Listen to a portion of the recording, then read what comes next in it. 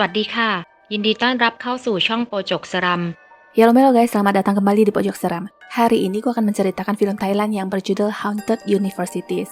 Film ini akan kita bagi menjadi dua ya. Hayu kita mulai.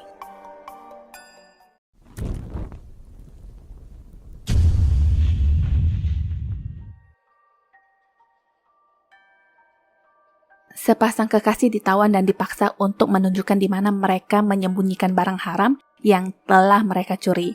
Di kampus inilah barang tersebut berada, tapi sepasang kekasih ini tampak ragu untuk naik dengan alasan takut bertemu hantu yang memakai kebaya Thailand di toilet wanita lantai 5. Apapun itu, dua preman ini mengaku tidak peduli dan malah ingin melihat penampakan hantu tersebut. Sekilas, hantu wanita itu terlihat mengintip mereka dari atas pintu. Di dalam lift, pria yang mengenakan baju abu-abu yang bernama Chert ini mengatakan akan mengencingi jimat yang tertempel di depan pintu toilet nanti. Lift terbuka di lantai 2 tapi tidak ada siapa-siapa. Sewaktu baru akan menutup, sekilas ada bayangan seseorang yang berdiri di sana. Di lantai 3, pintu lift terbuka lagi dan sekarang, hantu itu terlihat sedikit lebih jelas. Sekarang mereka baru merasakan ketakutan ditambah hantu itu berusaha menyerobot masuk ke dalam lift. Sampai di sini mereka masih selamat dan lift lalu terbuka lagi di lantai 5, tapi mereka sudah tidak tertarik untuk ke sana. Di saat-saat seperti ini sudah tidak ada pilihan lain di mana pintu lift tidak mau bekerja sama. Karena itulah mereka harus turun melewati tangga darurat. Di pertengahan jalan itu ada suara nenek-nenek yang sedang tertawa dan sebenarnya penampakannya juga ada tapi tidak terlihat oleh mereka. Setelah di ujung koridor, hantu itu muncul dan mengejar mereka. Segera mereka pun berlari menuju lift tapi sayangnya di sana juga sudah ada hantu yang menanti. Chert yang kepintaran malah masuk ke dalam toilet wanita yang dimana itu justru sarang para hantu. Selagi Chert di dalam, Jamie berisik minta dibukakan pintu, sedangkan sepasang kekasih ini lebih memilih loncat ke lantai bawah. Tinggallah Jamie sendirian di sana bersama para hantu, dan entah apa yang terjadi dengannya setelah itu.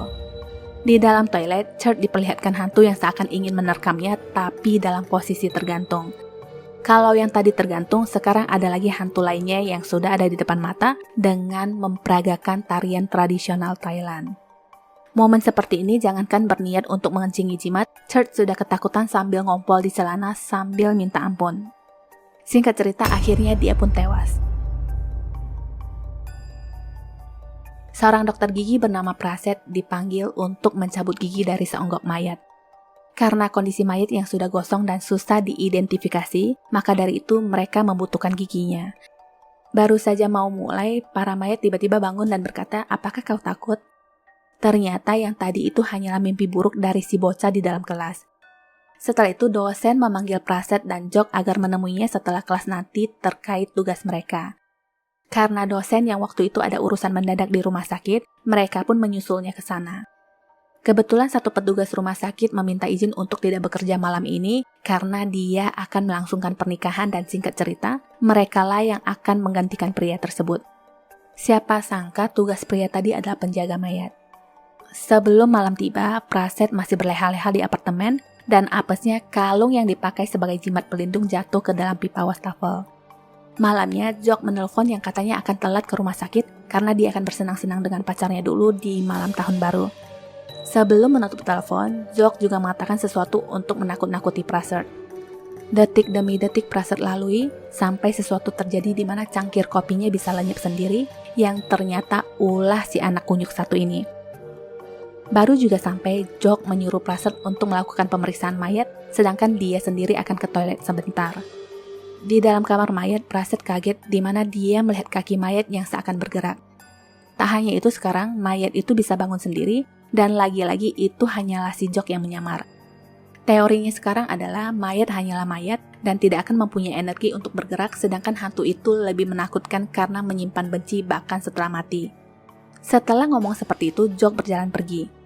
Tak berapa lama, ada lagi mayat perempuan yang ditemukan di sungai dan digeletakin begitu saja di depan Praset setelah dia menandatangani penerimaan mayat.